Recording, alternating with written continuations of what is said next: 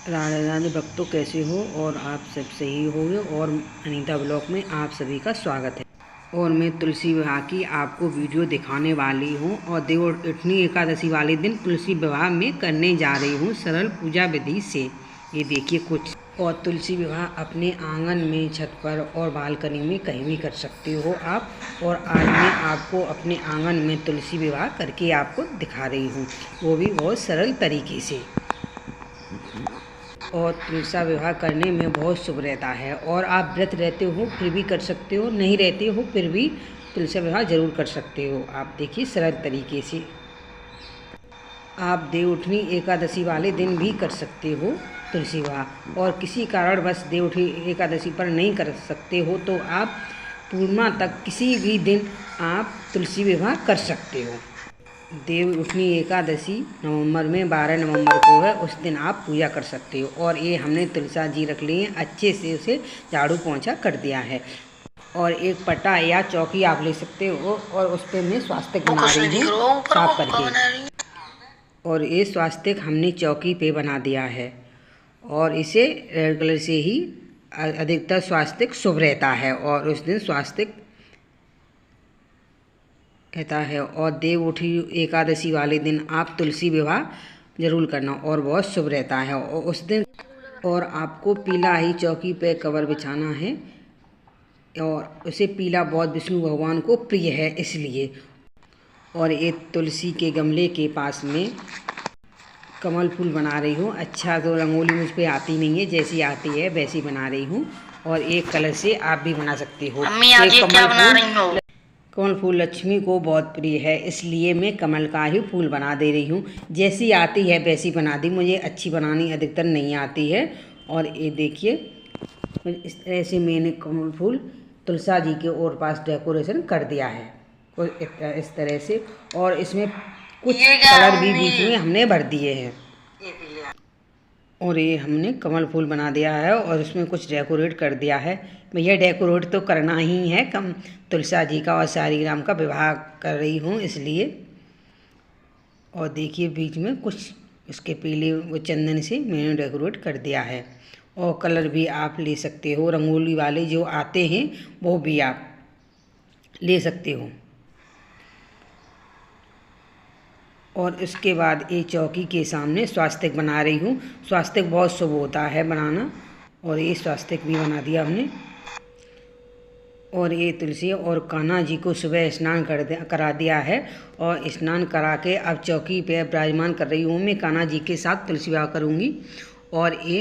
और आपको उस दिन अक्षत बिल्कुल नहीं चढ़ाने हैं एकादशी, इसलिए मैं थोड़े से तिल, सफ़ेद तिल लेके चढ़ा रही हूँ। और एक कलश विराजमान जरूर करना है कि शुभ रहता है कलश शादी में। और उसमें आम के पत्ते या अशोक के पत्ते आप डाल सकते हो। और उसमें मैं कुछ अनाज भर के रख दिया है, कलश भी विराजमान कर दिया है चौकी पे। और ये सर्वप्रथम गणेश जी, विवाह में गणेश जी का पहला ही आगमन होता है।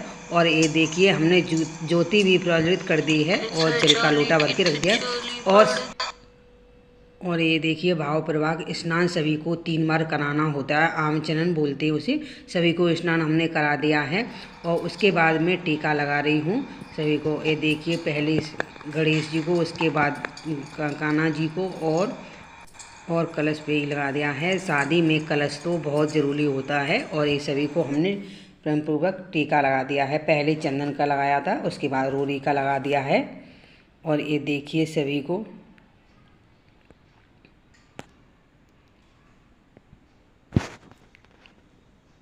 और तुलसी जी का शादी कर सकते हो और देवउठनी। अब ये रस्म भी, और ये रस्म शुरू कर दी है। पहली रस्म होती है हल्दी की, तो अब मैं पहले कान्हा जी को लगा रही हूँ हल्दी 5 बार। और ये हल्दी तुलसा जी को लगाती हूँ। पहले कान्हा जी को लगा दी भैया, पहले दूल्हे राजा को, उसके बाद दुल्हनिया को ही लगेगी मेहंदी। और ये शादी में सभी रस्में होंगी। और उसके बाद में अब मेहंदी लगा रही हूँ। दूसरी रस्म मेहंदी की है, पहले कान्हा जी को और 5 बार लगानी है दूल्हे राजा को। और उसके बाद ये तुलसा रानी को लगाएंगी, उसके बाद दुल्हनिया को लगाई जाती है। तो अभी कान्हा जी को लगा रही। और उस कान्हा जी को मेहंदी लग गई है 5 बार। और उसके बाद अब तुलसा रानी को लगाऊंगी मेहंदी कि दुल्हन को बाद में ही लगाई जाती है। और ये तुलसा रानी को 5 बार मेहंदी लगा रही हूँ। 5 बार 7 बार जैसे आपके यहाँ रूल हो वैसे आप कर सकते हो। और ये सरल प्रकार से तुलसा विवाह देखिए कर रही हूँ मैं। और ये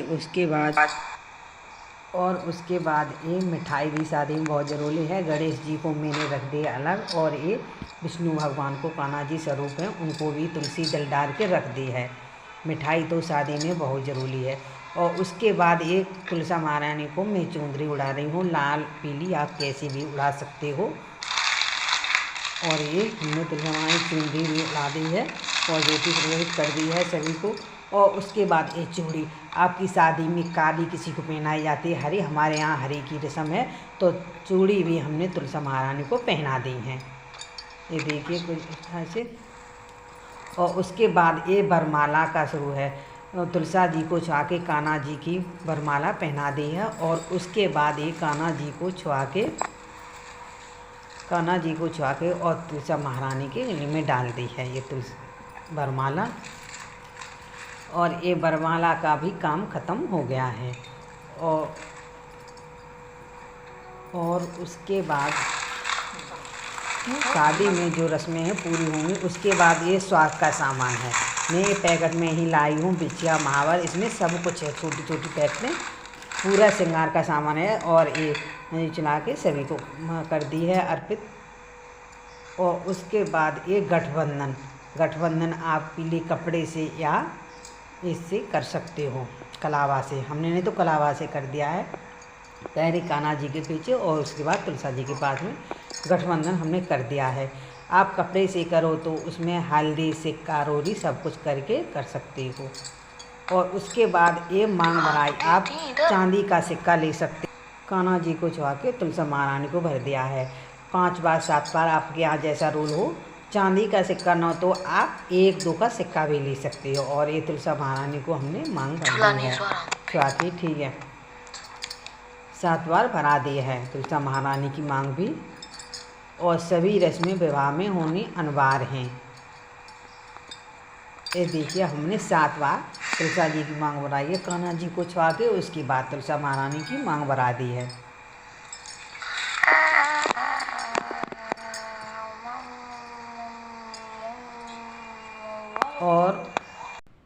और उसके बाद ये फल है मौसमी फल, आपके यहाँ जो भी मौसमी फल आपको मिल जाए 5-7 जैसे भी। और सभी ये विष्णु भगवान को कि सभी को ये प्रसाद के स्वरूप चढ़ा दिए हैं। फल को आपको जैसे ही मिल जाए वैसे ही आप कर सकते हो। और ये ब्याह संपन्न हो गया है। अब उसके बाद ये दक्षिणा है, कुछ दक्षिणा आपको पूजा में कमी रह गई हो उसे दक्षिणा से पूरी हो जाती है, कमियों की पूरी करते हैं। उसके बाद ये मंगलसूत्र, अब ये कान्हा जी को छुआ के उसके बाद तुलसा महारानी को मंगलसूत्र पहना देते हैं। ये देखिए अब मंगलसूत्र महारानी को पहना दिया है, सभी रस्में हो गई हैं। और उस दिन आपको गन्ना जरूर मंडप आपके अधिकतर हो तो मंडप बना सकते हो, ना हो तो आप साइड से रख सकते हो गन्ने को। वरना मंडप बनाना बहुत अनिवार्य है तुलसा जी के विवाह में। गन्ना से ही मंडप बनता है अधिकतर देवघर में। और अब ये ब्राह्मण का टाइम आ गया है सभी का। और ये ब्राह्मण अब पढ़ रही हैं। आप जो आप अपनी गमना है तो आप तुलसा उठा के कर सकते हो, सारे काम नहीं हो तो इस तरह से पहले कान्हा जी को 3 बार, उसके बाद तुलसा महारानी को 4 बार पीछे घुमा सकते हो। और इस नारियल से आप बामर डाल सकते हो। और इस तरह से बामन का भी पूर्ण हो गया है। और उसके बाद एक कथा आपको सुननी है, आपको फूल और तिल लेकर हाथ में, उसके बाद तुलसा महारानी की कथा सुननी है विवाह की। और एक कथा सुन के उसी में अर्पण करना है। और उसके बाद आरती सर्वप्रथम गणेश जी की कर रही हूँ।